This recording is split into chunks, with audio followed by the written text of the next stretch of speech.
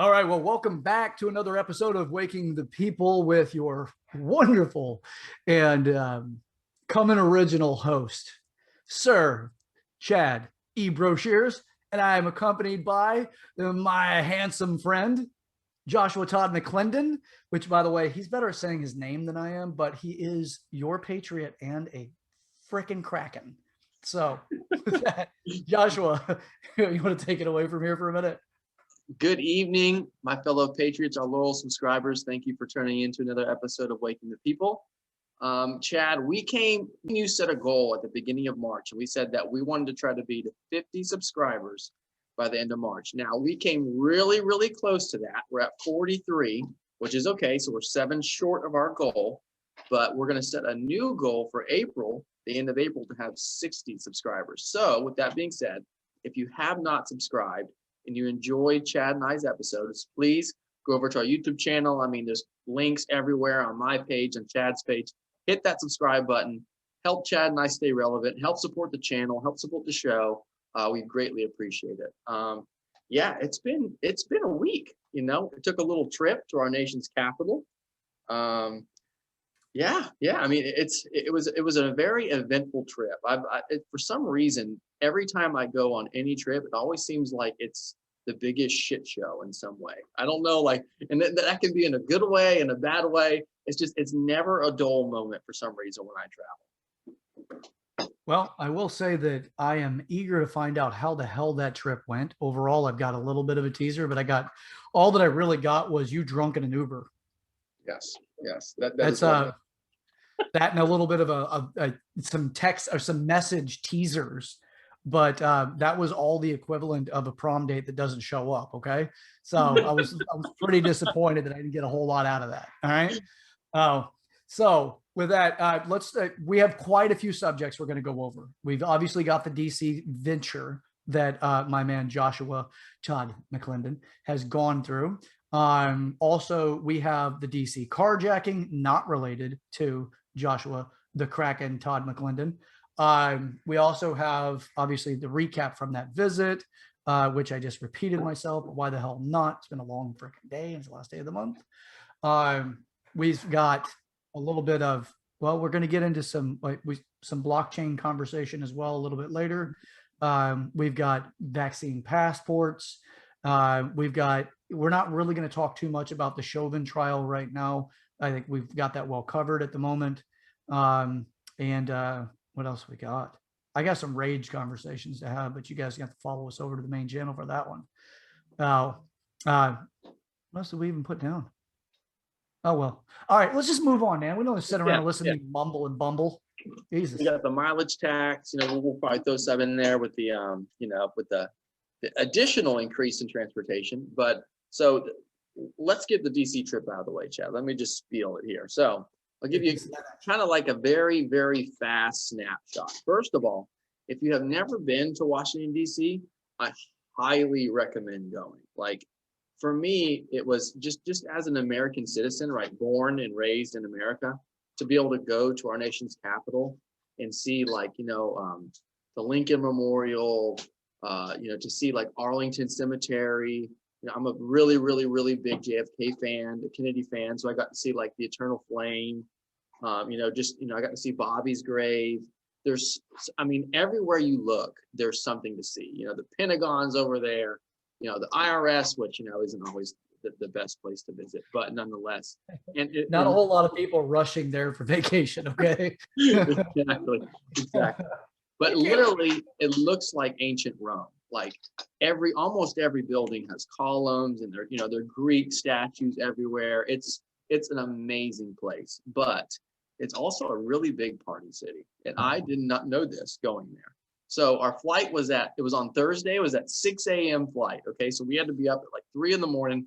We had to be at the airport like, 4:45. Actually, probably like 4:30 we had to be there. So we get on the airplane. We flew Spirit, which, Spirit gets a bad rap. I flew Spirit. It's not too bad. Okay. It's really not. Seats are comfortable. It was on time. It is what it is. But we're on the plane, right? Remember, this is like, yeah. A sponsor? Is that a sponsor? Spirit? Spirit's our sponsor now? Heck yeah. Spirit was great. It was. I get on there. So remember, it's like 6:30 in the morning. And we hit, Chad, I kid you not, the worst turbulence I've ever had on a plane. Like I literally thought that this plane was going down. Like I'm not exaggerating. My significant other thought the same thing. She was like, this plane's going down. I remember I'm wrapping my arms around like the seat of the plane because it was one of those turbulences we were like it's up and down. So you have no clue when it's going to drop. So I'm just like holding on to the seat, again, 6:30 in the morning. So anyway, we make it through it. We live. We get to Baltimore. Now, for all my people who are from Baltimore, and, I mean, no disrespect, but Baltimore is just not a pretty place. Like it's just not a pretty place. And we'll explain that in a little bit. So we get there, we get to Baltimore. We're going to take the train from Baltimore down to Washington, D.C. because it's much cheaper to fly into Baltimore and just take the train. It's only like $7. So we did that. We get on the wrong train that was taking us to New York. Okay. But luckily there was one stop in West Baltimore that we could get off at and then catch the train back to Washington, D.C. So we get off in West Baltimore, and I went and Googled West Baltimore after that. So it's 4 on the top 100 most dangerous places to live in the United States. And it looked like a third world country, Chad. It really did. I mean, there was trash everywhere. Buildings were falling down. The roads looked like crap. And for my significant other, it was really her first time to really go to a more urban, democratic, run city. And it was just, I was like appalled. Like it really like hurt my heart to see like a city in such bad shape. And so we get the train, we go back to Washington, D.C. It's all good. Friday, we go see the Lincoln, we go see Arlington. It was great. And then Saturday was supposed to be the day that we're going to go see, we're going to go to the White House. We're going to go to the Washington Monument. We're going to do all this fun stuff I can't wait to do.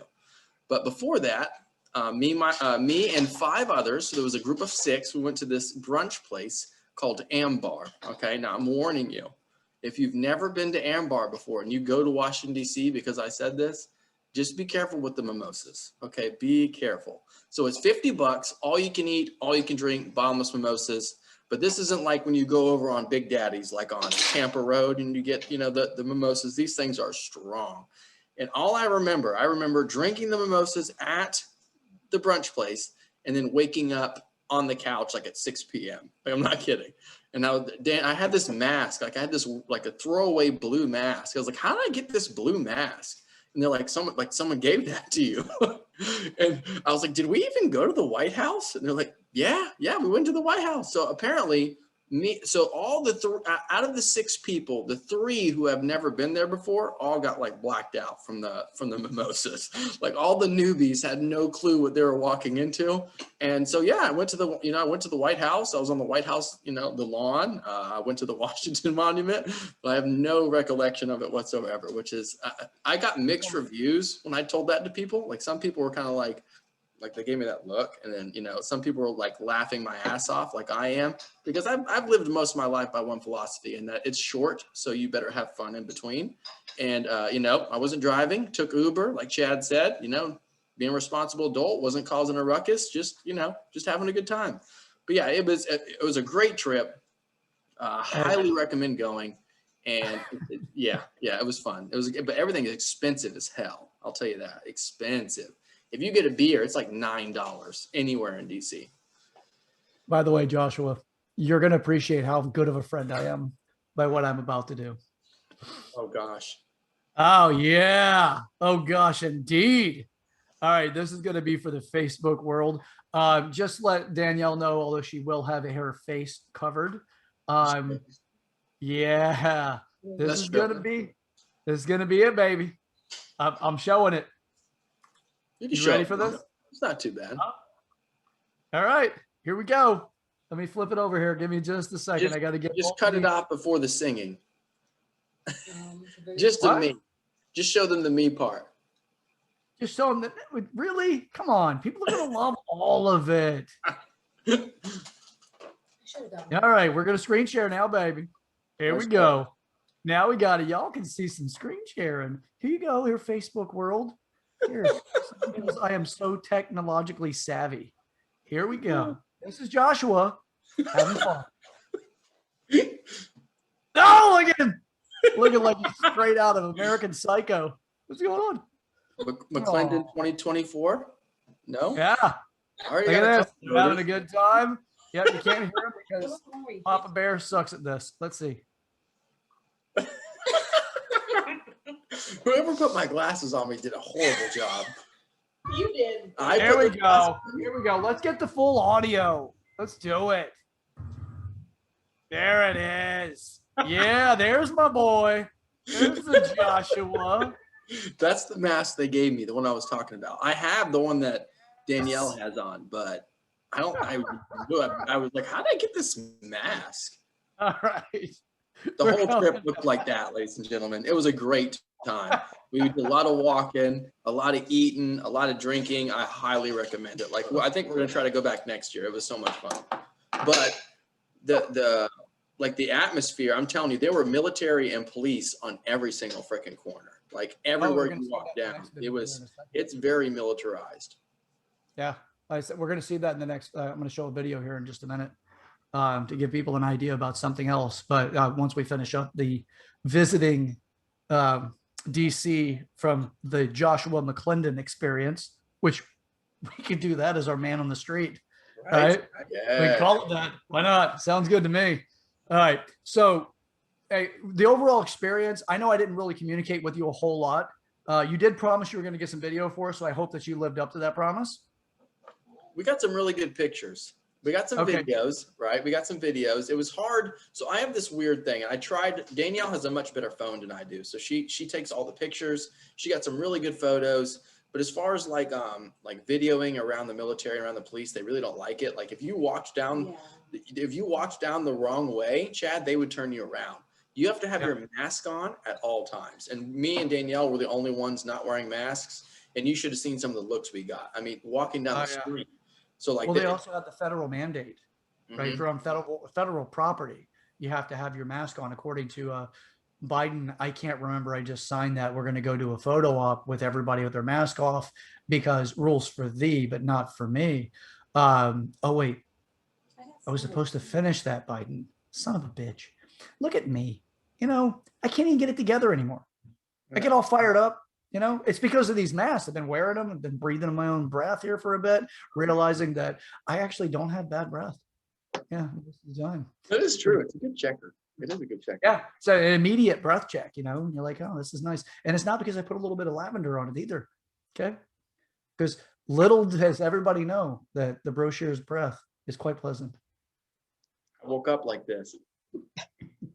It is not easy waking up like this every day for most people, but it's natural. It's natural. All right. All right. So overall, you suggest people go to DC to at least check it out. I actually encourage that as well. You got to see it. The first time you see it, it's like, it was cool. Very cool. Very humbling place. And that's what it should be. I mean, every time you would walk down the street, you would see the top of the Capitol every time. And it really hit home a lot of the stuff that we talked about in the show as far as like, you know, like proud to be American and just the overall, you know, the political situation that we're in. It really, really drives home the fact that there's some really important stuff going on right now. Yeah, I'm over here laughing, but it's not because of that. Yeah, I absolutely agree. We've just got our good buddy, Mr. Biggs, commenting on my breath. Thank you, good sir. See, he actually backs it up. This is a very pleasant breath. Well, all right. I could have been a victim of, Chad. Luckily, we escaped from this demise, but let's see what happened in this carjacking. I remember Chad sent it to me like, I think it was Sunday and I was still there. Yeah. Was it Sunday? Yeah. So, all right, this video was posted on the 29th of March. I am not the originator of this video. This is actually CGTN America published it. I'm grateful that they did. This is what's going on right now. So what we have as far as a nation is concerned, predominantly, we're focusing on the Derek Chauvin case, which is a George Floyd case where they're trying to charged this particular officer with murder, multiple different types of degrees of murder and all that fun stuff. So fun stuff. I don't want to make that actually or minimize that in any way. I think it's an extremely important case, and there's a lot going on there, but we have more than enough coverage on the news about it. But what we don't have is we have next to no mention of what's happened with this particular Pakistani American Uber driver. He's an Uber Eats driver, I believe. So I'm going to actually show you guys the video on this, and we're going to do a little bit of commentary on it. Now, mind you, the two girls that are involved in this, to frame this up for you guys or to set it up for you, there's two teenage girls, a 13 and a 15-year-old girl. The best that I know as far as the information so far, they got into an Uber and they are using a stun gun to try to carjack this gentleman. The gentleman is a Pakistani American, and obviously he's on his hustle. He's out trying to just make a living and possibly get ahead, because the American dream is something real to all of us as long as we fight to keep it. Side note on that. But anyway, so with that, I'm going to show you guys the video here, and we'll talk a little bit about it. I'm actually going to show this to the Facebook world as well. So don't be surprised if I don't get shadow banned for this as well. But with that, let's go ahead and get a little bit of it, give you guys an idea, give you some commentary. Now, if you are faint of heart or if there's anything like that, please just, this is not going to be an easy video to watch all the way through. So we will probably stop it every couple of seconds and talk a little bit, kind of break up some of how incredibly disheartening and upsetting this can be. So with that, I'm going to pop this phone back off again. Viewer discretion is advised. Yes, viewer discretion absolutely is advised on this. So, all right, got to switch it back up over here for my man. Going back to screen share. All right, big dog. Okay, I'm going full screen on it. All right, mind you, everyone, again, not the most easy video to watch, but this is important that we all know what's going on and what isn't being spoken about. So here it goes.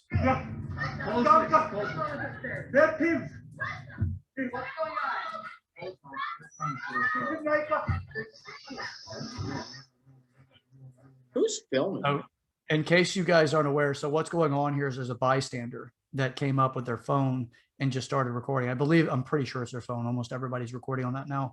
Bystander comes up and he's recording. The gentleman is standing outside of his car. The guy's head that you see right over here, right in this area here, that's the gentleman's, that's the owner of the car. He's yelling out for help. Now in the car, in the front seat, there's a girl, and then there's a girl in the back seat. And they're using a stun gun to try to carjack him. So continue here. The girl is, so you can see she's reaching over for the driver's up for the steering wheel. She also is trying to put the car into gear, and she does have her leg over. From what I can understand and gather off this so far, it looks like she has her leg over and she's hitting the gas pedal while she's trying to put the car in gear. Then that again, that's the gentleman there standing on the outside of the car. He's just standing there. Just leave it, man. Someone so I don't know if you guys. You, the number I don't know one if you saw that. If you look right here, you're going to see that car speed up. There's those concrete poles, and there's the stuff that's for, you know, like to help pedestrians in case a car goes off the lane or whatever. So you're going to see here, the car comes up and hits, right? So you see, like, this, the guy's like, oh, she's stealing his car. Now he's talking about it. Before he was just recording it. Now the car is speeding off again. Now this is, all of this is extremely, like, just so incredibly upsetting to see, like, you know, these two young girls are just, they're absolutely just behaving lawlessly. So two things let me throw in there, Chad. Number one, if you're in a position where this is you, and one, you don't feel comfortable defending yourself, you're not armed, or you don't feel adequate to handle the situation, just give them your shit, because they will get it. Like, the police will get your car back. We have insurance. Like, there's parameters that they have to go through, and they're stacked against these two girls. Okay. And number two, why the hell is someone just sitting there recording this shit? Like, open the door, help this guy out, do your part as a human being, right? Or try to help the situation anything you can. Don't just sit there with your freaking phone and just record. That's the number one thing about all these videos that makes me so upset, is that there's some idiot sitting there recording it and allowing this to happen to another human being. Continue. Oh, absolutely. I got another one after this, but I don't know if we'll show it. All right. Now listen for it. That's not added. That's because of the sound reflecting off of or reverberating off of the buildings. So you can hear the car actually wrecked. So here goes the gentleman. He starts running. So they actually caught up. They flipped the car over.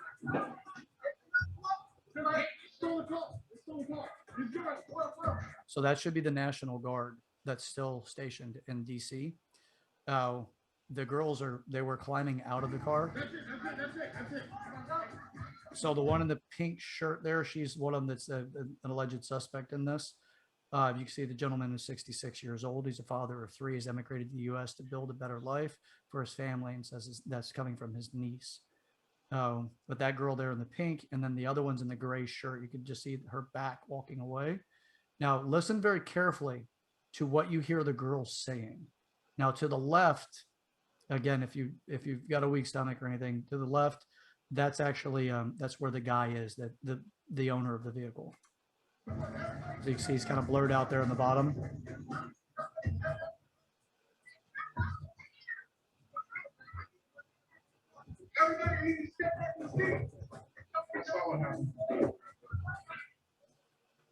In case you weren't paying attention, what she said, that's actually the end of the video there. What she was saying, there's that handsome devil. What she's saying is, my phone is in the car. My phone's in there. That's the girl that was in the driver or the passenger seat, or allegedly in the passenger seat of that vehicle. And she's just saying and screaming out her phone's in the vehicle. My field of study means that person that's a sociopathic trait. That's somebody who doesn't care about others and will do things that are absolutely endangering other people. It's horrible what happened there. I do apologize if that was upsetting to anybody who watched it, but this is the kind of stuff that is not being covered. It's not being covered because there's no agenda value to it, in my opinion. There's no narrative value that really is going to bring out much that gives, viewership throughout the United States the little feed that they want when they tune in to find out how bad Trump is and how awesome Biden is, and orange man bad, absent man good, all that nonsense. I know Joshua had not watched the video up until this point. I sent him just a picture of it because it didn't give me a share option before, but apparently it does have one at the moment. But this is the kind of stuff that we should know. Like Joshua said, if you don't feel that you have the means to defend yourself and somebody's doing what they can to try to take your property, you can get your property back in most instances, but if nothing else, the bottom line of at least you can live to tell the story. Now, unfortunately, that man did die from that. From what all the stories that I've read so far, he passed from it. So I would say it may be even higher than that, Grant. It may be a higher case than manslaughter. We'll find out. But supposedly they have been charged with murder. So what's next? It is a DC crime. We'll see what happens there. So that's pretty much what I have about the subject so far. Joshua, do you have anything on that you want? Yeah, I mean, so like we said before about just sitting there recording it, like the National Guard is down the road. So if you give them your stuff and they get away, you can literally walk down to the National Guardsmen and they'll call them to DC. And that place is, like I just said, I mean, the fact that this happened in DC and I was just in DC and I just said that you couldn't even walk on the wrong side of the road is like shocking to me. And the fact that people saw it and did nothing about it, even like compounds, that me being like just completely appalled because it was so avoidable because other people were there. So I want to know how the guy with the phone knew that this was happening. Was he just very observant, or did he watch this escalate for a while and then decide to take out his phone and record versus calling the police and saying, hey, I'm reporting a possible carjacking? And yeah, there's so much. And I'm sure Uber has a lot of links to the cars, and that's just so sad. And it's so, like Chad said, the coverage, it's just sad. Honestly, I don't even feel like, like I'm really mad right now. Like after watching that video, like I'm really upset because a lot of the stuff that we go through in our society is very avoidable if other people actually put down the screen and pay attention to reality. A lot of this stuff wouldn't even come to, that guy would still be alive. Um, those individuals would be in custody and life would continue on. But no, someone had to sit there and get, footage, luckily, that we know it actually even happened, right? So Chad and I can talk about, but still, I mean, save the life, fuck the footage, to be honest with you. Like that should really be, now it's let me get the video versus let me stop the video from ever happening. And that's a big reason why we are where we are now. Yeah, I'm not going to speculate on the family structure for these people that was involved, but I will say that because I can go down a rabbit hole on that, but I will say that obviously these girls had no regard whatsoever for that person's well-being or really anybody's well-being. It was a very selfish behavior, selfish act, and I want to see justice served in this.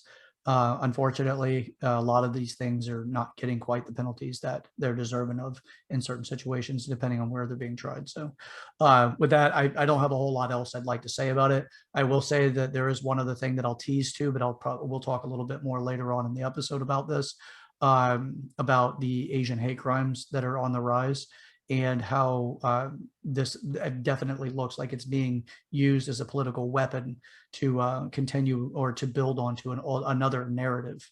So yeah, there's just so much going on. There was an incident in New York where a 65-year-old Asian woman was brutally beaten by, and there's no clear motive to what happened while two security guards stood by. Now, the security guard standing by, there's more details to it that a lot of us watching it would self-impose what we would do in the situation. I would say that human decency cries out to say, do something, stop this, do what you can to try to protect these people, whomever you see something happening to. But the particular incident with a 65-year-old Asian woman she was punched, knocked to the ground, and then stomped on. Turns out from the articles that I was reading, that her her pelvis was fractured. She was in excruciating pain. It's either hip or pelvis. The two security guards didn't do anything. They just stood there. One of them walked over and closed the door while this is taking place. Now, again, this is also New York, which gives us a great little segue because New York is one of the first states that have pledged that they were going to be implementing the vaccine passports. So if this is what New York has to offer, I'm happy to never go there again. The vaccine passport to me is an absolute injustice and it's unconstitutional within the United States. There are vaccine passports and throughout the world, when you travel to countries that you yourself are not familiar with, they want to know that you're safe. The United States, though, it is the Couff that has us reacting this way, where we're saying, oh my God, it's now what are we on, Joshua? Are we on the 96th variation of this, the Couff? Or what number are we on now? Because it seems like every time we get enough people in the right direction where we're like, yeah, this should make sense. Why are we locking down? Why are we doing all this shit? They're like, oh no, we got a new variant. So what are we at? 96, 98? Yeah, like 100. Every day it's something new. I mean, so we did a little research on the COVID passport, and number one, in my opinion, it's not it's actual fact. It's unconstitutional. Like part of being a United States citizen is that you are able and without, unless you have, pending legal, things that are holding you back, like you can't leave the state due to, upcoming investigation, what have you. If you're a free citizen of the United States, then you have the right to interstate travel whenever you want. So for example, Danielle and I just went to DC for a few days, came back. I didn't have to call Uncle Sam and let him know I was coming. I didn't have to say, oh, is this okay? I just did it. It's your right as an American citizen to interstate travel. So the fact that now they're saying that you need proof of vaccination, not only to leave the country, right? Eventually, mark my words, it's going to be to leave your state. Yeah. And so, but now they're really pushing on the international travel. Now, the CDC recommended that even fully vaccinated people should refrain from non-essential travel, which to me makes no fucking sense. Like if you're vaccinated, that's the whole point of getting a vaccination, is that you are either immune or extremely, not severely, extremely able to fight off whatever virus you got the vaccination for. So why would you, if you got the vaccine, why would you have to limit my travel? Doesn't make any sense, CDC, but nothing's new. Now we got, so it could apply to you attending work again. So if you're still currently unemployed because of COVID, which my heart goes out to you if you still are, then it actually could be a barrier you have to cross in order to go back to the workplace. If your company or whatever business you work for, whatever your job is, they mandate that you get a vaccine. So they actually say you have to get it in order to come back, which I think is complete bullshit. Attending public events or even like concerts, sporting events, what have you, you should have to prove that you have a vaccination. And so there's been a couple of lobbyist groups, actually one that my dad is a member of, or it used to be. I'm not sure if he's a member anymore, but he was for a long time. I spent some time with them. But the U.S. Travel Association says that there's that if the travel ban, if they don't lift the international travel ban, and they don't allow people to travel internationally very, very soon, that there could be a $1.1 million jobs lost by the end of 2021 if they do not lift these international travel bans. So that's going to, add to our current unemployment, which is not horrible, but it's not good. And obviously, it's a domino effect. As things don't open up, more jobs are going to be lost. It's also going to cost $262 billion in export spending by the end of 2021 if these international travel bans are not lifted. So as you can see, there's a lot of freaking ramifications with this whole the COVID passport. Not even the fact of traveling from state to state, but also economical and employment impacts it can have if this thing doesn't get lifted. Yeah, you know what I keep thinking? Orange Man's bad. Mm-hmm. Absent Man is good because Absent Man doesn't tweet. Yep. Oh, that must be it. And mainstream media covers up every fucking thing he does that has him look bad. He can't even do a fucking press release, but he and his administration can impose things like, trying to push or support this, vaccine passport. If you think that it stops there, I'm a constitutionalist. I'm a non-party affiliated constitutionalist with conservative leanings, but I have a few liberal views as well. I am not a conservative. I am not a liberal. I am not any of that nonsense. I'm not a party individual at all. With that being said, I am more of a libertarian because I don't want more government, as some of these people that need the nanny state because they didn't get reared properly in order to make the living they want, or whatever the hell their freaking issues are, that is causing them to say, well, these other people are cheating and they have these unfair advantages because I won't do what I need to do to have what they have. Stay up late, doing work, studying, not going out getting smashed ass drunk, or whatever the hell the thing is that they're going to do that's more pressing and valuable to them than actually going off and getting the education necessary to have what you want. No, none of that shit. They just have an unfair advantage. That's what it is. So we have these people that want the nanny state. Now that nanny state, what the hell is it going to do for all of us? It won't do anything for all of us other than put you in a position that makes you stuck, right? It puts you in a place where they will tell you how you need to live your life. Big government doesn't mean less laws. Big government means more laws, because the bigger the government is, says the more immature the population is. And the more that they need their parental vision or their parental thing. So when it comes to this vaccine passport, if you think of tangent, I promise you I didn't. The passport will be the first step. What comes after that? If you go to an all digital currency that's controlled by the government, piss them off and see what happens to you. You will find out how fast you will have to bend your knee in order to give so that you can get what you want, because it will cut your ability to have commerce off with other people around you. But if you can go up to them with some sort of bartering goods, like our promissory notes that we call money, you could at least still do that without the government saying, you know what, this person's whatever. They may be able to stop your bank account, but at least you still have that tender that you can use, not the right swipe tender, you perverts.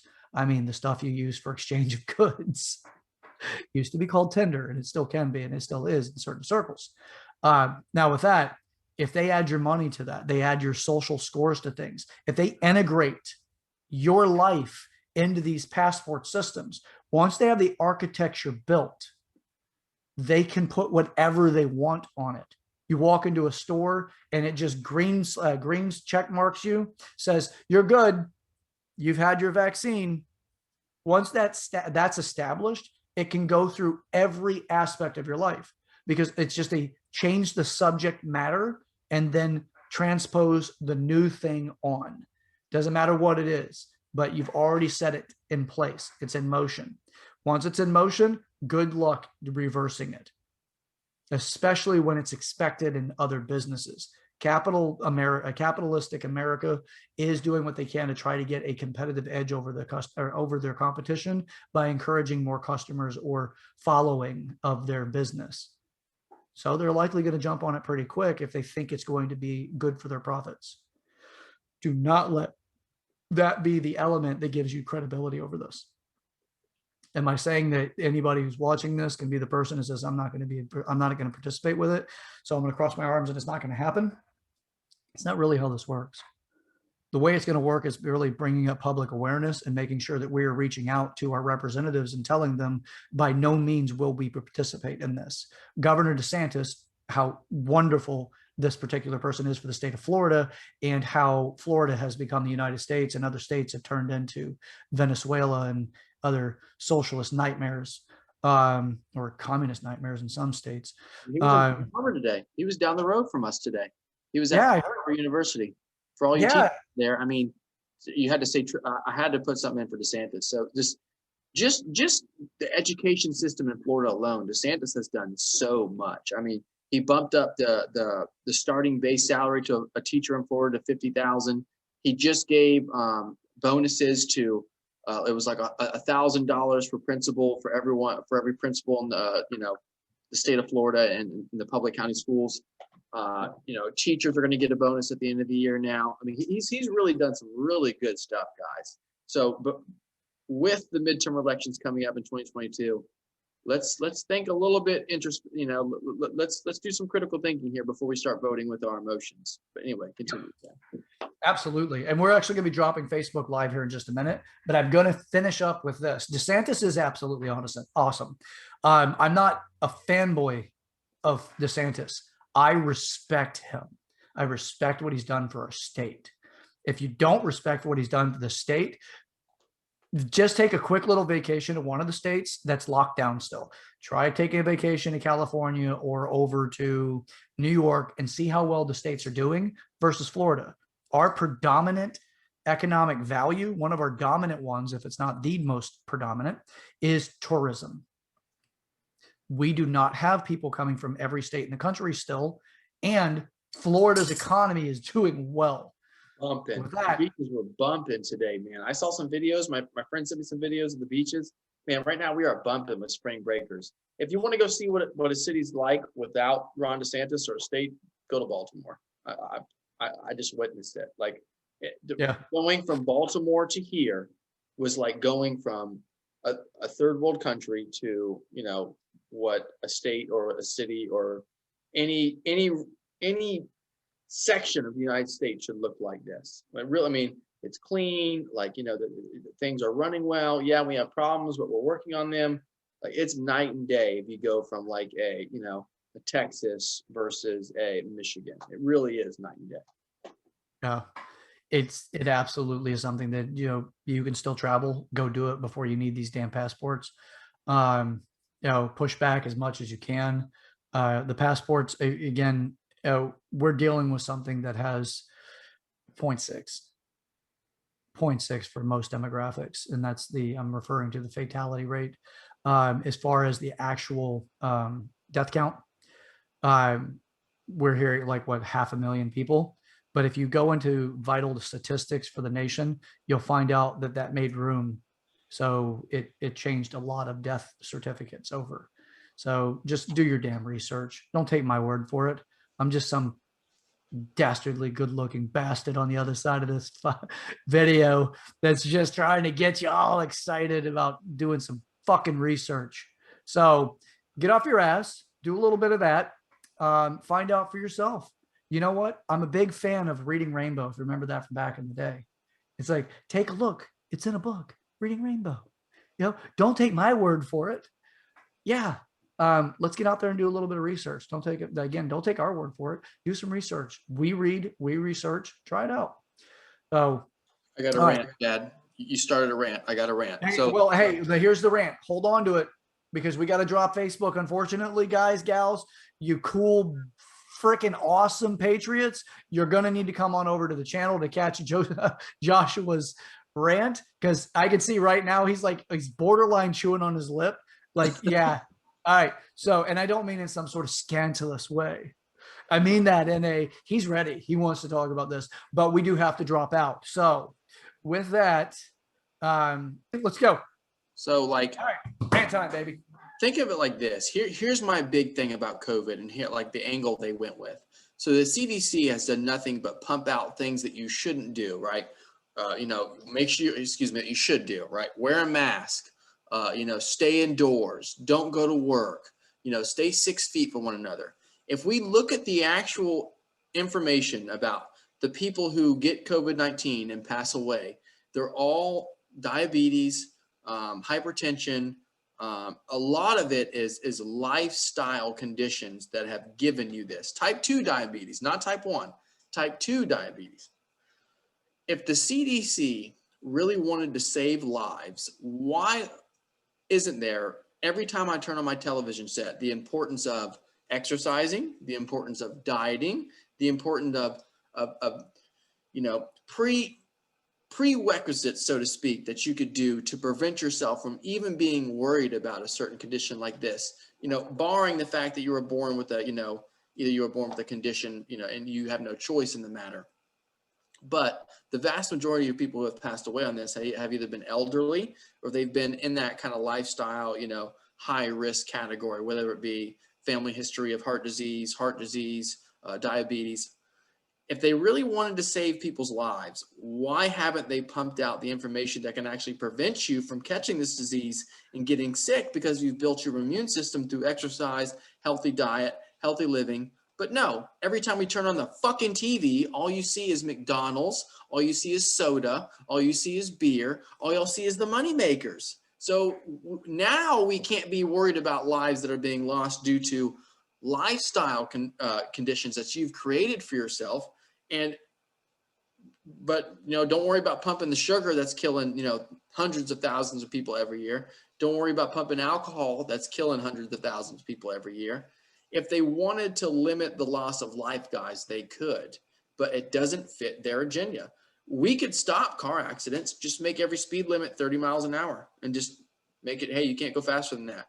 We'd just be in little cars right next to one another. No one would go fast. There'd be no accidents. There'd be it would dramatically drop the loss of life due to car accidents, but they don't, right? Because everyone wants to have a car that's fast. We got car lots on every freaking corner you turn around this state.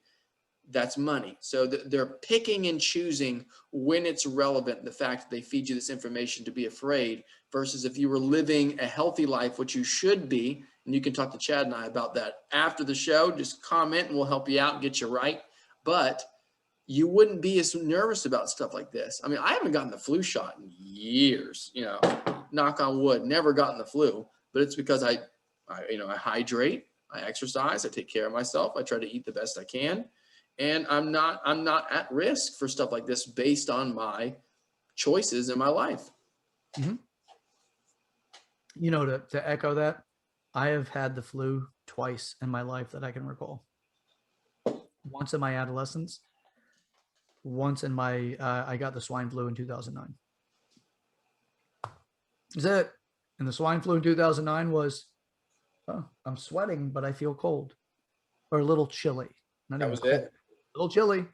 I was running 101-degree temperature, no headache, no like nothing else, no nausea, nothing. That was it.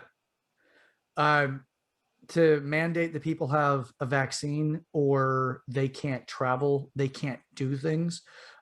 This is getting really, really dangerously close to taxation without representation. As my money that I have to pay the government every year, actually every paycheck, but every year that's owed to them is not being spent in any area I agree with that is the major topics. So our money is being sent all over the damn place. We have most of this is taking place under the guise of the Couff, right? We're worried, we're afraid of it, whatever. And, we're sending money all over the damn place. We're in the middle of a pandemic, supposedly, that is, we are not allowed to work. We're not allowed to go out. We can't go anywhere without wearing 2 masks, thanks to Dr. Falsey. Fucking sellout. We can't, there's so many things that we're not allowed to do. But yet, if we have people trying to come over the border from Mexico into the United States, they have a 72-hour window and then they're released into the state if nothing comes back that says that they're dangerous or No a reason COVID not to tests let them. too, either, by the way. Yeah, No COVID tests. Just let Yeah, them. but if we do have 4 people out of 20 of a particular story that I read about that were positive on COVID, that was released into the state of Texas and told shelter in place, find some place, but there was no checks and balances. There was no following that person, nothing. But here's the thing. Texas's Governor Gabbett, is it Gabbett? Abbott, said that he was not going to listen to Biden and he was going to go ahead and let Texas get back to business as usual. Biden wants the states to shut down. And if you think that's not true, open your goddamn eyes. That man wants every state shut down right now. It's up to the governors because the governors run the state, not this president. The president gives guidelines and guidance, but they cannot mandate a state does a certain thing. There's protocols in place. They're not allowed to do that. So that's why he did not push it on Governor DeSantis, other than DeSantis said, fuck you. I'm not exaggerating. Yeah, he's the man. And then Abbott opened the freaking state up. And then what happens? Okay, well, you guys need to shut down. You need to wear masks. You need to restrict business. You need to not do all these things. Let this stuff go by. Otherwise, you're going to be the next super spreader, even though California and New York are the super spreaders, supposedly. Well, I'm not saying supposedly, I'm saying actually from if you read the statistics on it, they're the 2 that are the super spreaders. But they're saying this to Texas. Texas now, because the border is a federal, not a state, a federal system. That's the immigration, not the state. The state has value system. They have systems in place, but that's not it. So right at the border, that's the federal, which means it's under Biden. He's letting these people into the state. What is this going to happen? What's going to happen if more people test positive? Doesn't matter about the death rate. It matters about how many people tested positive, because that's how they're going to do their hit job against the governor of Texas. They're going to go after him and they're going to say, look at how bad he was as a leader. You need to vote somebody else in, because the Democrats play the ugly, dirty game. Again, reminder, I'm a non-party affiliate. I'm not a Republican saying this. I was sitting on the fence and I said, who's doing what I consider to be justified actions? And the Democrats fucking lost the goddamn race in this, because they're like, you know what? Everything that we do, you guys are doing on the other side. And I'm sitting on the fence going, I didn't see any of that shit. What are they talking about? You guys were doing that. And it looks like you're watching something going on in the mental ward, where you've got the Republicans sitting there going, I don't care. I don't care. You didn't, whatever. Right. And then on the other side, it's this group of people vehemently just throwing their vile nonsense onto those people, accusing them of doing exactly what they're doing, being the Democrats, what they're doing, accusing the Republicans of doing it. And I'm sitting on the fence going, what the hell is going on here? And I'm like, you know what? I am not far enough to the right that I'm going to throw my hat in the ring and say I'm a Republican. I'm right there in the middle. I'm on that fence. I'm a non-party affiliate. I'm going to critical think about everything that comes across my desk about policies that I should vote on. And I'm going to critically assess that. I'm not going to go, what did Fox News say? And I'm not going to say, what did the other lamestream media say? I'm going to look at it and say, you know what? I want to see the evidence to the claims. Let's look into it. So governor of Texas. And again, if I got his name wrong, I'm going to feel like an asshole. But I believe it's Abbott. I think it is Abbott. Just like, so governor of Texas. Look at the Republican states. Look at the Republican states. Look at the Democrat states. Which ones are succeeding right now and which ones are not? It's pretty simple. It really is that simple. Anyway, continue, Chad. Who needs all the bailout money? Yeah. If you need bailout money, you're not running the state well. Let's put it this way. If all 50 states needed the federal government to give them money, where the hell would the federal government get the money from? Yep. Where would it come from? We need a resource that gives us value to compete with other countries, to give us some sort of value to be able to exchange goods with other countries. If every single state needed federal bailout, that means every single state's running their state in a bankrupt way, which means it's not a good business practice way. And if it's not a good business practice way, what happens to the country as a whole? Drops off. So my position of what I am saying is likely happening from how I view it so far is we have immigrants, illegal immigrants, coming into the country that are going through a 72-hour window of vetting, some of which have tested positive, but not everybody's getting tested for COVID from what I understand. But of the 20 that I got the article on, 4 of those 20 tested positive, which means that they were testing some batches. They may be testing everybody. I don't know. Joshua says, no, I'm not certain. But I know that there's 20 that went through. 4 of them tested positive. The governor just opened the state up, said back to business, get back to it, no restrictions. Don't be an idiot, no restrictions. Have fun. Get us back to being awesome. Be great. Florida can't be the best state in the country. We need to be able to compete. And Florida says, bring it, baby. We love you. Come over. We're family, right? So all of that's going on. About the whole, the COVID testing, I could very well be wrong. But I mean, given this, you know, like you just said, that the border is run by the federal government. Have you ever been to the post office before? I mean, it's I highly doubt that everyone's getting tested for COVID. So it's an assumption, but it's probably an accurate assumption of what's going on. DMV. Yeah. Yeah. Point of it is that, look, all right, Joshua and I, we research, we do look into a lot of this stuff. We work our ass off to try. We're working to, actually, we're both working more than one job. Joshua has a full-time job, plus he has 2 part-time jobs. 3? You are industrious, my man. I love it. I also work 1 full-time job, and I work, God, I forgot how many jobs I have. We're all entrepreneurial after that, so I'm the boss of the other ones. That's true. Yeah. So I have at minimum 3 other things that I'm involved with on a weekly basis. I'm trying. And so that if I'm wrong on anything, like I was actually wrong on something, let me finish this thought about the governor of Texas, and then I want to go back and make an apology and a correction to our last episode.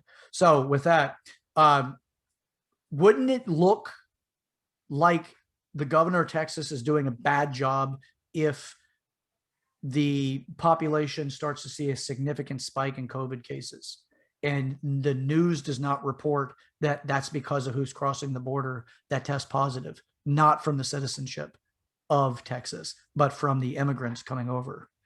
Now, we need a passport to travel around. We're supposed to walk around with 2 frickin' masks and a can of Spam, according to Falsey.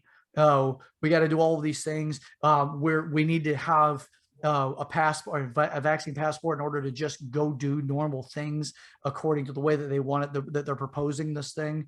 And then they're going to let people into the country that aren't being monitored after 72 hours, that are not citizens. And they're going to testing positive, some of these people, and they're going to be allowed into the state, into the country. But yet we're supposed to believe that we have a fair and balanced government. The fuck out of here. It's not fair and balanced. These people are using us as pawns. These people play games with our lives to try to prove their points on a political scheme so that they can get people that are tuning in mindlessly bang at CNN, the fucking sheep, MSNBC and all the rest of this stuff, suckling at the teat of just tell me what I need to think and how I need to feel. And this is evident every time I have a conversation with people that tune in regularly. I can't have confrontation. Confrontation hurts my feelings. Oh my God, I can't. You're too much. You're one of those people. And they try to lock you away into this box of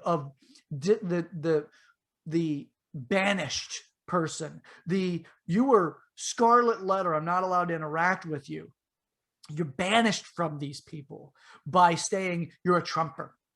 You're not allowed to have the conversation with them when they say you're a racist, when they say that you're a vaccine hoax or a virus hoaxer or whatever. They put in this title so they don't have to confront what you're trying to tell them. And it gives them a place to retreat by convincing themselves they have some sort of security system to keep you from getting to them because they've devalued your opinion because they labeled you something. So this is what's happening with mainstream media. They're teaching people it's okay to be racist and that it's okay to be prejudiced as long as you're not white. And if you're white, you better have all of the people on your side that they tell you to have on your side. And the way to get them on your side is that you go off and you get your people so you can make other white people feel bad about it. But you can talk down to them, diminish them. You could have this Pakistani that came over here to try to freaking make a better life and have these two girls carjack him and kill him, allegedly, because I don't want to be sued, neither does Joshua, but allegedly kill this man. They're being charged, but nobody wants to talk about that. What's the next big thing? What fits the agenda? What fits the freaking narrative is this kind of shit where we get caught up with, oh, no, the vaccine passports. By the way, Fox News is not a credible source. Neither is MSNBC, neither is CNN. None of them are in mainstream media. There's a few personalities I actually do like, but not many of them. And I will tell you this, it is not Rachel Maddow. Rachel Maddow is a horrible human being, like Don Lemon. Horrible human beings. In my opinion, if I had the opportunity, never mind, I'm not going to go there. Let me back off, get a little heated. Get heated. I'll jump in there. So just to segue off of the whole immigration thing, even if you're not even if you're a Democrat, like we have to pay for these people that come in here. Like your tax dollars go to that eventually. Like Chad and I just both said, we're both working at least 3 jobs. Why?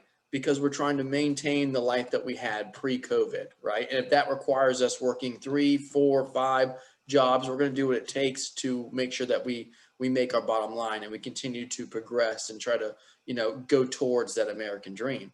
And, we could very easily take, the COVID money or, the government money. But after, I was on unemployment, and after I became able to support myself, my bottom line, all the things I needed to pay, I said, okay, well, I got that down. I don't need the COVID money anymore.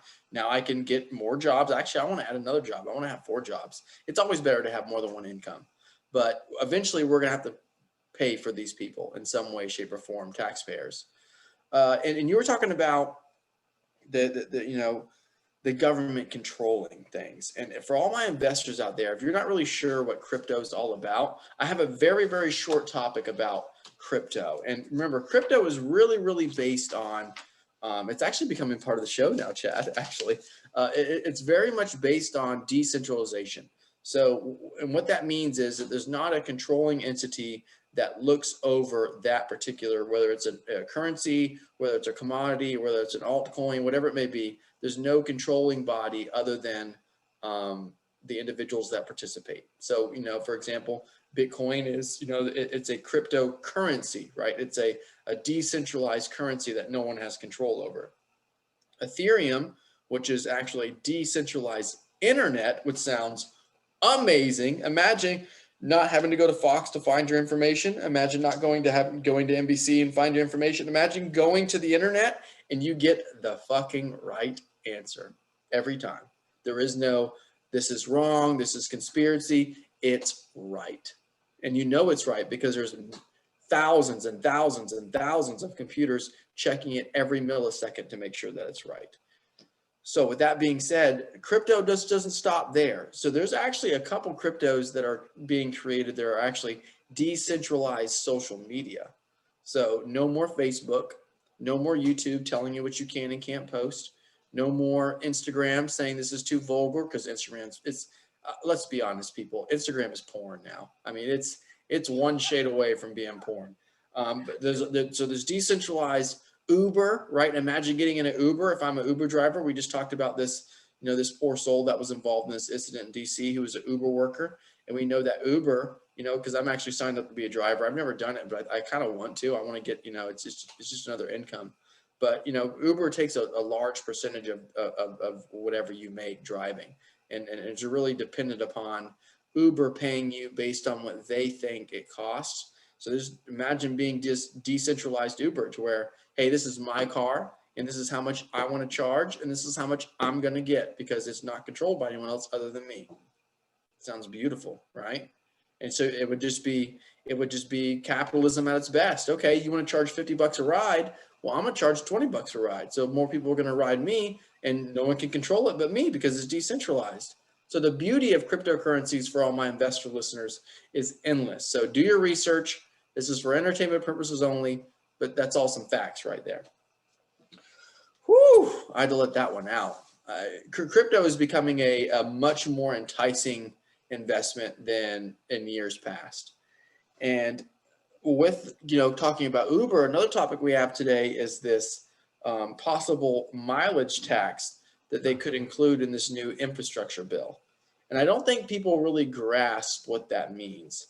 So imagine if you are, let's say you're an Uber driver, great example. Let's say you're an Uber driver.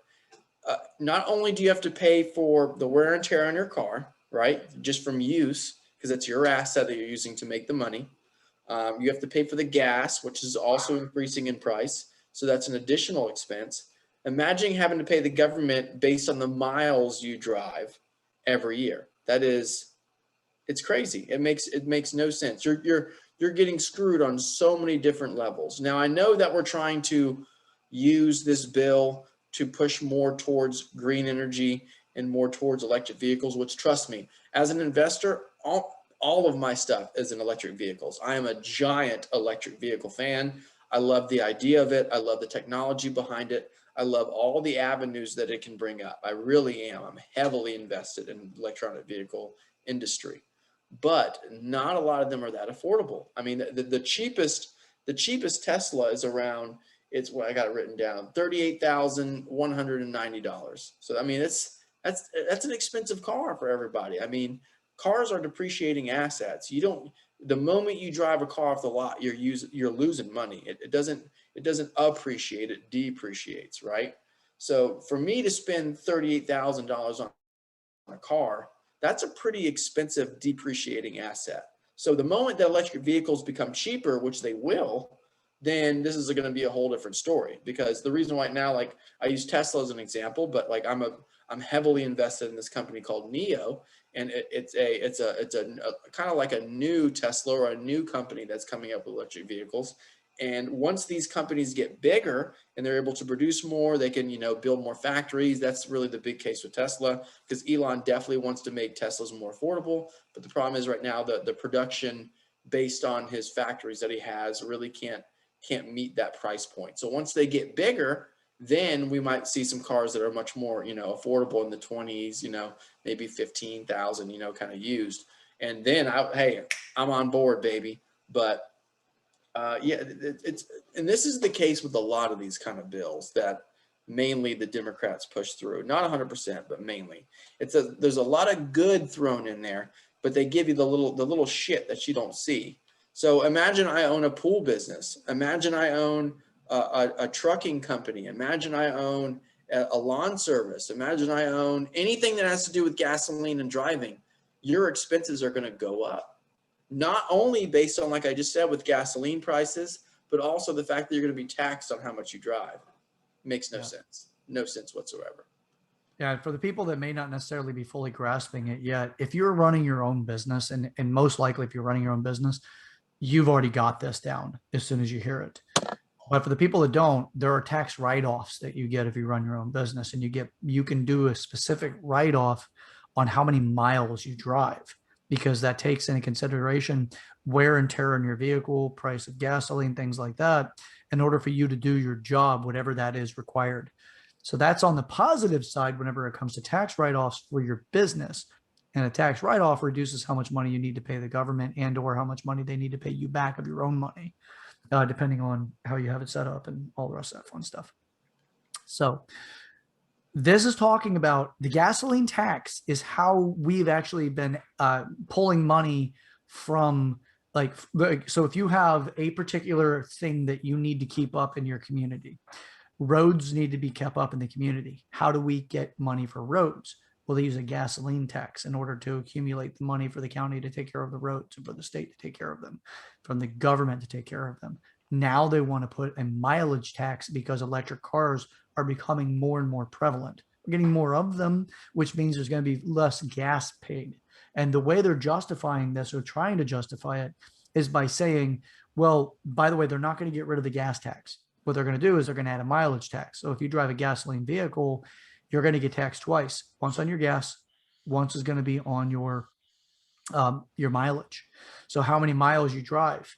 How this is set up is they have not made clarification on how exactly they're going to track this, because when you're doing it for your business and you're reporting how many miles, you may be audited, but you keep a mileage log to show them so that you can justify what you tried to write off or what you did write off.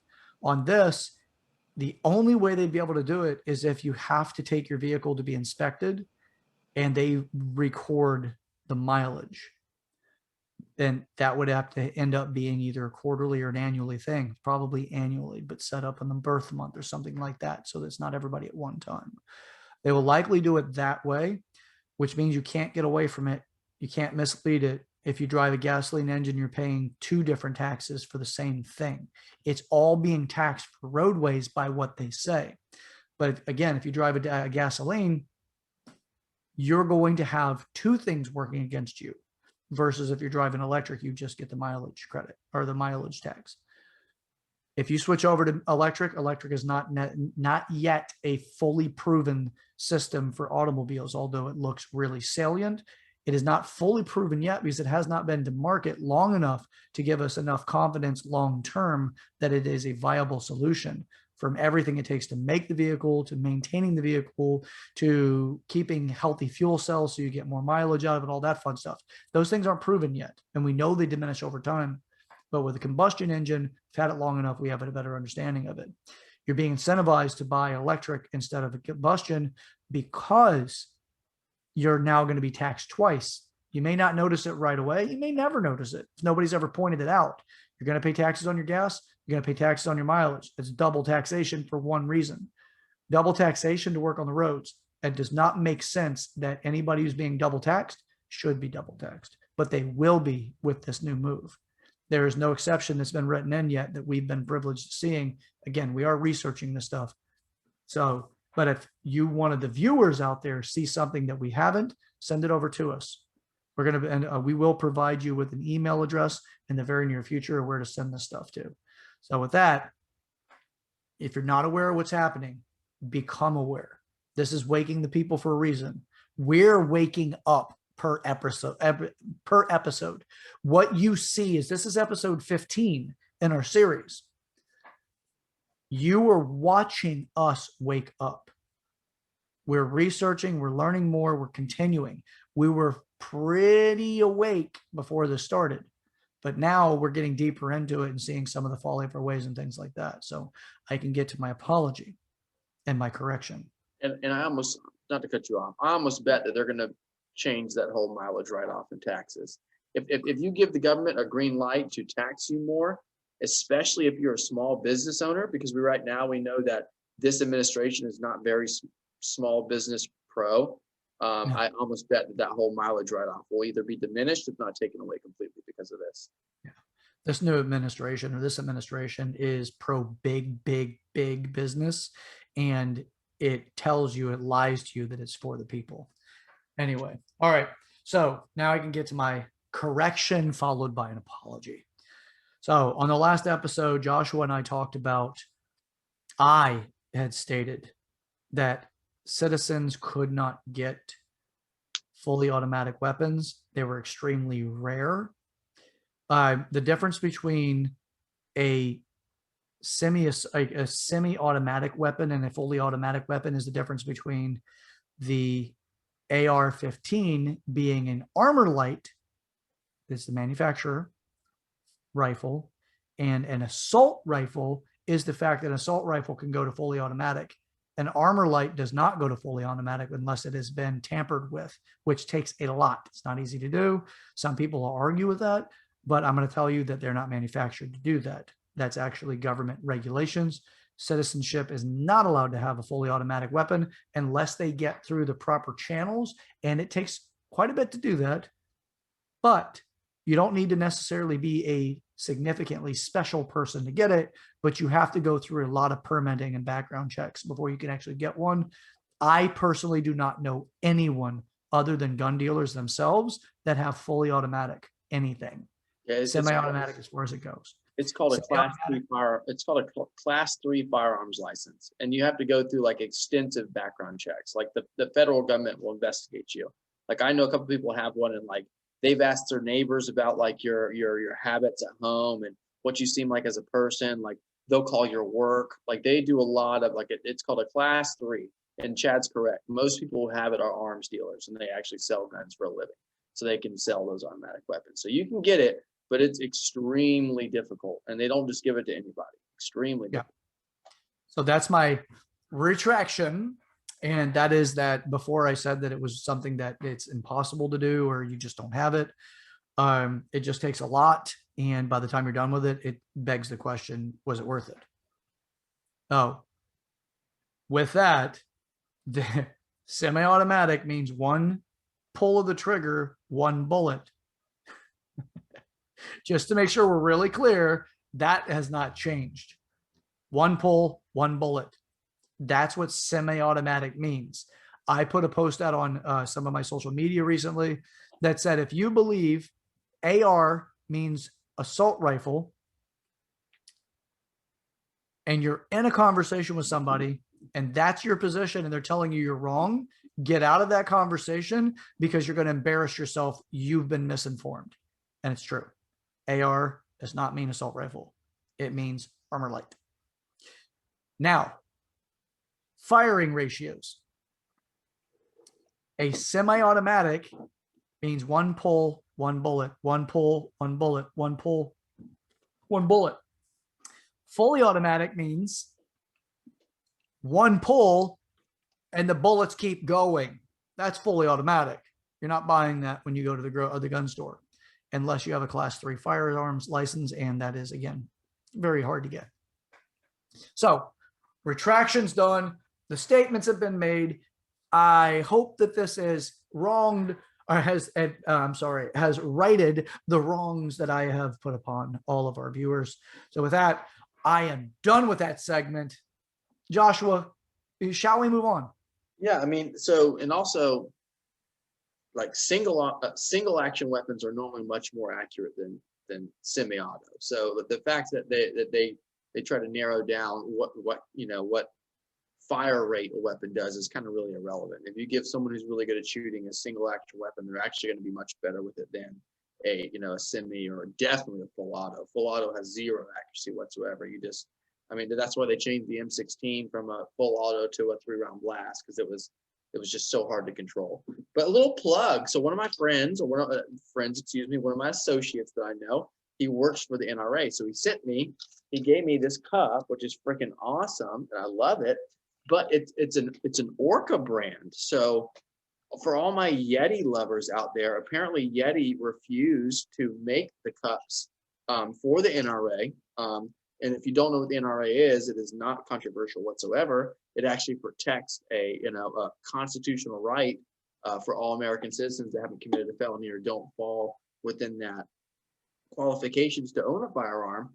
But Yeti refused to make their cups. So Orca, which is, in my opinion, much better than Yeti. And if Orca, you want to pick us up as a sponsor, baby, I tell you right now, I have Yeti cups, I have Walmart cups, I have all the cups. And the moment I've gotten this Orca cup, I have not used another cup for coffee, for ice, you name it. It's a much better cup than Yeti is. So Yeti, I'm sorry, but that might be kind of a shock to a lot of people who are like, if you think Yeti, you think like hunters, you think like fishers, you think more kind of that conservative route. But yeah, I hate to burst your bubble, baby, but Yeti said they wouldn't make NRA cups. So Orca, holler at us real quick. I love your crap. I really do. It's such a great name too, Orca. I think it's much better than Yeti. Sorry, Yeti's probably going to sue me now. They're going to come after me. Why? How the hell they come after you? I know. You're preaching, baby. I hate to just speak the truth. So what's up, man? Our topics we kind of burned through a little bit. So hell yeah, we have, baby. I know. But Orca, we got this case upcoming. Governor DeSantis was in Florida. We're just trucking right along. Spring break in Florida. You know what else kind of pisses me off about Florida? Because a lot of our economy is based on tourism, like Chad said, that they're still limiting cruises. Like I think they've pushed back the cruise start date like multiple times. Like before it was in March, and now I want to say they pushed it all the way back to November. And I believe that that Florida is suing the United States government because of that, because of how big the cruise industry is in our state. And to be honest, like you could do cruises. Think about what your capacity level is that you need in order to make your bottom line, or maybe make a little bit of a profit to stay afloat. Capacity rate, just like we do anything else. I'm sure that casinos in Vegas are still open right now, and people, I don't know if they're following the capacity ratios. So we could absolutely do cruises, and it's the nitpicking from the federal government as far as what things are allowed and what aren't. For example, in California, excuse me, it's all that. I didn't show you guys. Yeah, I didn't show you guys. So I went with a Yingling Flight. It's okay. It's pretty light. It's a Yingling brand still. It's kind of like their new light beer they're doing. It's not too bad. I like it. It's good. It's low alcohol, so that I won't have a White House movement, guys. Sorry, I hate to burst that bubble. I can't hate on it too much. Look, I'm glad Yingling is expanding their collection, but I'm an old faithful, man.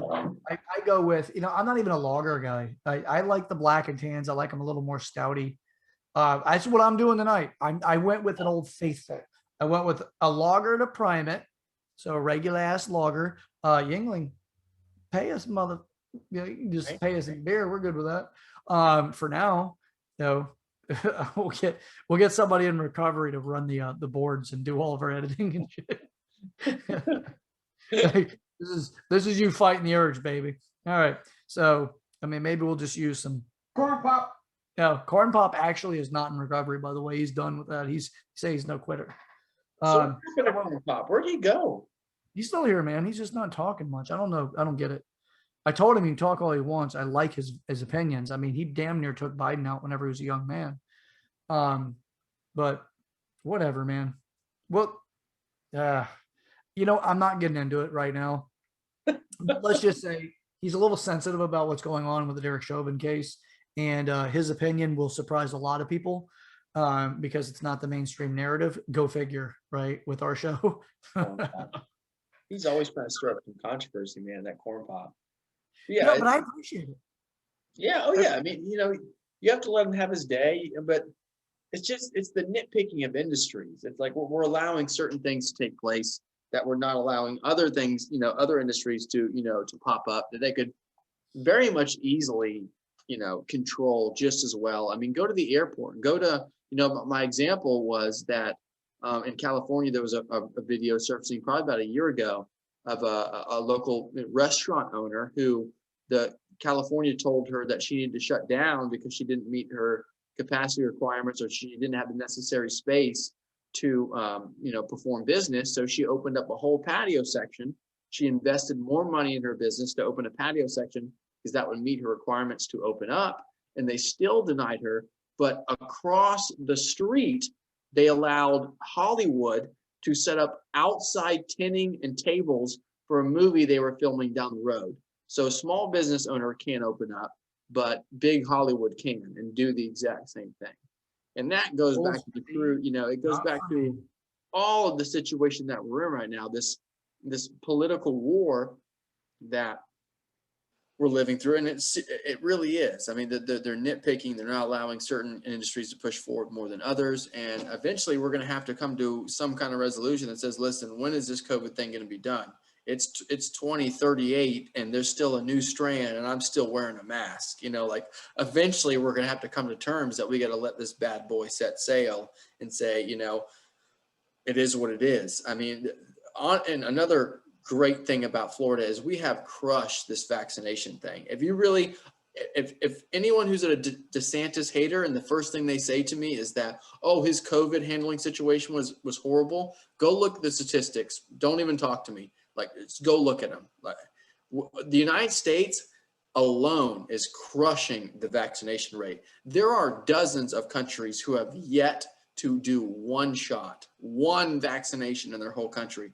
And I think I had it written down. I think we're at like 141 million vaccinations. I mean, that is insane. Like Operation Warp Speed, Trump, even Biden himself said did a great job. So all the bullshit about Trump did horrible with COVID. No, he wasn't perfect, but actually he did a pretty damn good job given the situation.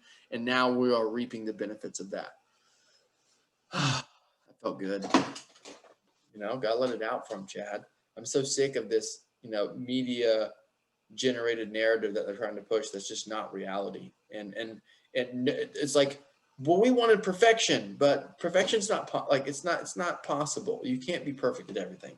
Like even like the horrible administrations have done things right, but it's just the fact that they just simply choose to only publicize the things that did wrong versus doing the things that did right as well.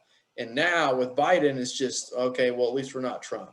That's literally like, I've never, all of my, you know, liberal friends I've had, I've yet to hear them say one word good about what Biden's done. And I don't accept that. It's just, it's not Trump. Yeah. That's orange man bad, absent man good. Mm-hmm. Oh, I'm actually in the middle of looking up Nancy Pelosi saying never let a good crisis go to waste. And I can't tell you how incredibly hard it is to find that video. I do have Hillary Clinton saying never waste a good crisis. I have Obama saying crisis time is a great opportunity. I've got another gentleman that's saying don't let a good crisis go to waste, or never let a crisis go to waste. And that's the new economic thinking. I'm seeing quite a bit of this. The reason why I'm bringing that up and why I was even looking for it is because of the fact that we're talking about, you know, the year's 2038. We're on the 4,958th variant of COVID. If you think for a second that we're going to find a degree of normalcy, and then when they say the new normal, if you think they're going to let go of something that is such an amazing control mechanism as what they have right now, you're sorely misinformed. Look, we had 2 weeks to flatten the curve. We'll get back to normal by whatever it was. Like, don't go to Thanksgiving, but maybe by Christmas, right? Now we've got Biden saying, if everybody gets vaccinated, then maybe by July 4th, you'll be able to see your family and you'll be able to gather in small groups while still social distancing and wearing your mask. What the fuck is the vaccine for if it's not going to do anything to change the current state? It's not that they don't know enough about this. Coronavirus has been studied for a long, long time.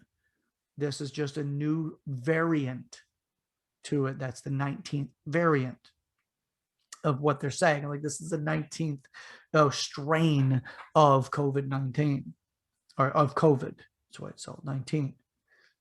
So do you think that they're going to get to a point where they're like, all right, we're back to normal?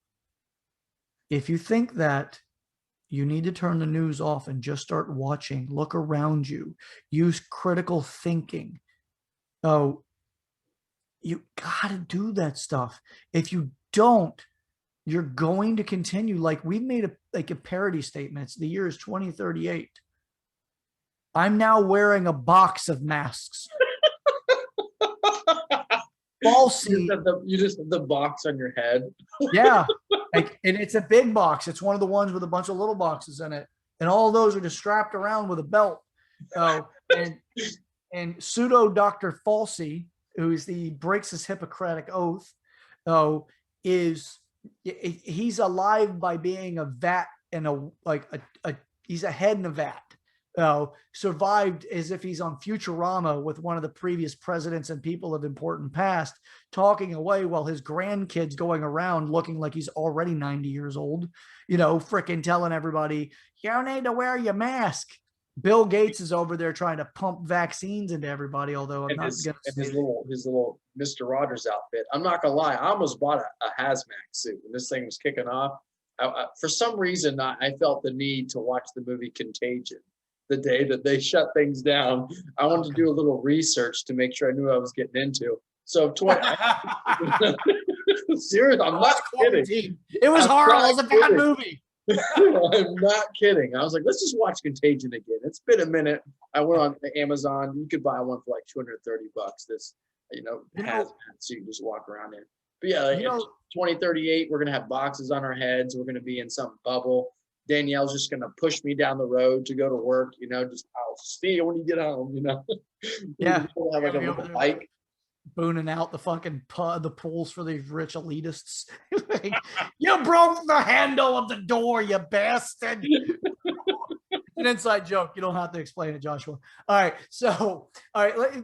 We don't want to go too much longer, but I do want to make sure, like, look, guys and gals, all you freaking cool ass patriots, we absolutely adore everybody who watches us. We do. I absolutely, whenever I hear from people that are watching the show, and I never thought that people would give a damn about my political views.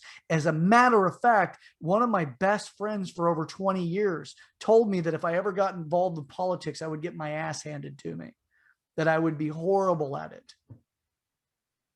So I am beyond, I'm excited, but I'm trying to remain humble in the idea that people find value in what we say, what we do, and the work that we're putting out there.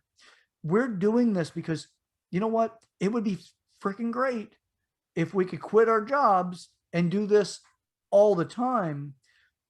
But that's not the main reason why we do this. That would be awesome. I'd love to be like one of those, online influencers that actually are trying to make a difference and not just try to find out if I need to bleach my butthole so I can make my rent. Not that. Like, I want to be this side of it, which is I want to at least give some discourse. How many times you caught yourself screaming at the TV when you're sitting in the living room because you just heard Biden gaff again, or gaff again? That's a comedian. Is it? Gosh, again? He should sue Biden. Yeah. What's his name? Something Gaffigan. Somebody else is watching this going, I love that dude. Shut up, Chad. You're butchering it. But point of it is that if you've ever sat in that situation where you're just like, that's a fucking lie. That's bullshit. That's misleading. That's whatever it is. Like, I've caught myself in my previous relationships where they're like, Chad, you're getting a little bit upset about this. I realized that I needed to say something. Some of them, by the way, jumped in on it, and we had some fun, which I won't go into that until you get into our Patreon account. Right. Patreon, it really is. And we are a discussion platform, guys. We really are. Like, waking the people, like, eventually, Chad and I talked about this earlier, we're going to maybe do a little bit of combination as far as the topics we talk about and kind of the narrative that we talk about, I guess you could say. Because Chad has another show called Growing Up in the Wild Suburbia, which I actually love. I love that show. And we're going to kind of start maybe combining a little bit of the two, and we're going to see kind of what that turns into. And Chad's really going to head up that department because it is his show. But we are a discussion platform, and it's not about being right. I could be completely wrong, you know what I mean? But the fact that I can say my opinion and either you can get upset, either you can not like it, either you can agree with it, or you could discuss and see how I got to that opinion, and you could discuss your own position. That's why we're doing the show, is to make sure that forever, and for as long as we're alive, that freedom of speech, the freedom to have a belief and stick to it, no matter what it is still around, because I don't like being like everybody else. Like, honestly, I feel like a part of me, I'm born skeptic. Like when I look at the TV, I don't always want to believe what it says. It's okay. Well, I can instantly pick up little things that people say. I'm like, that doesn't make sense. I can tell you're lying there. We're trying to keep that alive. I don't want everyone to think the same way. That sounds really boring. Mhm. I'm with you on that too. And it really is, we are a discussion platform. I have changed my views in my lifetime, but what has it taken to change my views?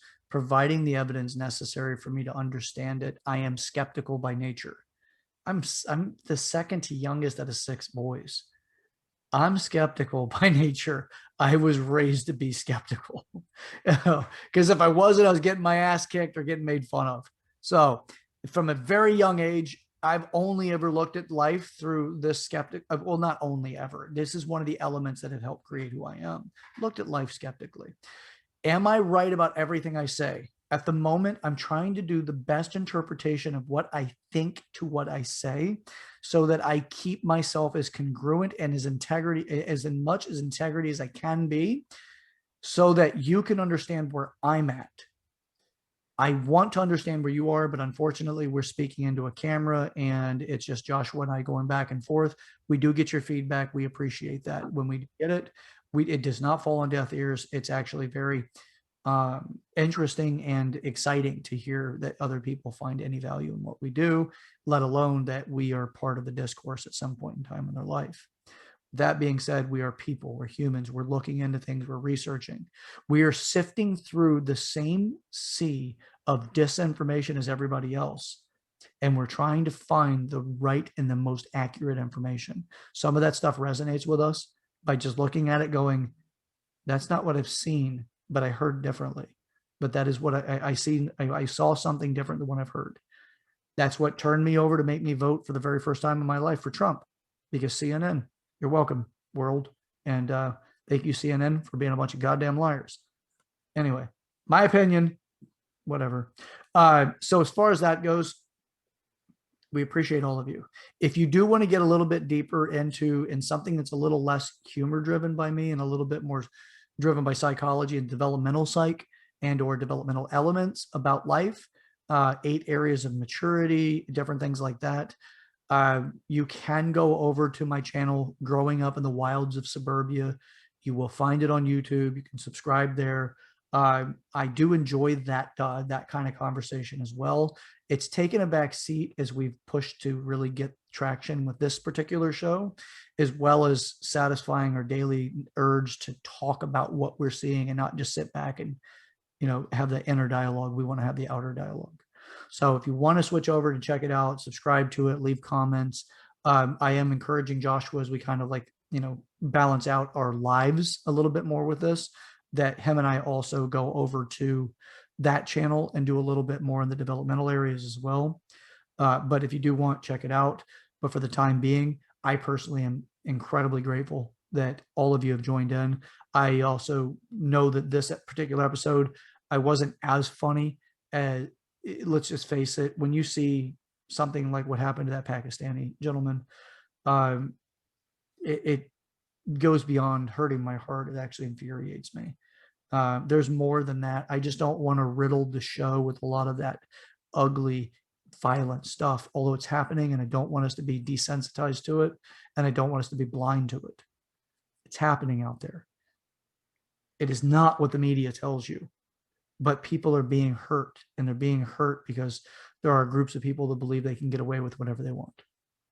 So I don't have a whole lot left to say unless we have more topics, but I do want to give Joshua the closing comments before we just finish up the show with, me saying that he got the closing comments and I say some crazy shit at the end. Yeah. I mean, thank you for tuning in for another episode as always.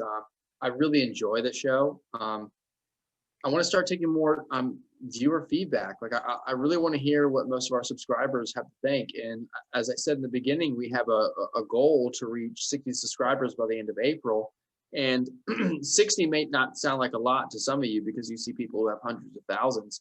But I had a fan who I just met recently say, well, think about putting 45 or 43 or 50 people in a room and talking to all of them like that. When you think about that at that scale, that 60 is a lot, and that means that people enjoy what we have to say. So I'm super, super grateful if you hit that subscribe button. We really are. I love doing it, as I said before. Eventually we're going to do more videos. We're kind of constrained by times right now, and we're honestly, we're still in the infant stages of our show. I feel like every time we grow, every time we wake up in certain aspects. So thank you for tuning in. We'll see you guys next week. I'm sure it's going to be another crazy week. Just keep your head down, keep on trucking, Pony Boy, and I promise. Remember that the night is darkest just before the dawn, and the dawn is coming. We just sometimes you gotta create the dawn. You know what I mean? God said, "Hey, it's Easter. Easter for all my Christians. Easter Sunday." God said, "Let there be light, baby." And sometimes you have to be the light. So if that's what we can be, then I'm super game. And have a great week. And I'll see you guys next episode. Yeah, echoed every bit of that. Yeah, thank you. Just thank you all. We really are humbled by it. So let's get out and celebrate as much as we can. Keep your head down when you need to. Keep pushing through everything you can. We really do need to come together. And who you're fighting with today is still your ally, even if you don't like them. Though some of these people, they just need to wake up. They just need to come around to realize that they've been drunk on an ideology or forced to believe something. Let's not make too many enemies out of this, but at the same time, don't open your doors to have them take advantage either. There's a process to it. With that, again, I'm Sir Chad Everett Brochures, and I appreciate every one of you. Hit the subscribe button if you haven't already. Hit the bell notification so you know when we're going live. Comment away. We do like hearing from you. We will be providing you with an email to leave comments in the very near future. We'll put that in the description category as well. So you guys can just send us some comments that may be offline, that's not necessarily online, but although online comments help us out on the algorithm. So do share this with your friends, family, and all the rest of that. You will find us on YouTube and Rumble. You're probably already watching it on one of those now. And I look forward to continuing to create quality content for you guys. In the meantime, if you want to start your own little fundraiser and help old Chadbert come up with a more state-of-the-art computer so I can do all of it on one instead of multiple devices at once, by all means, throw in. Papa Bear take some cash. So that cash will go to a computer, though, and that's about it. In the meantime, you will see some slow integration to the point my room changes here and turns into a studio, and then you'll see our gorgeous mugs in the same location at the same time. So with that, you guys, we're all in this together. We'll catch you on the next episode. Stay with us, man. We're in this together. See ya.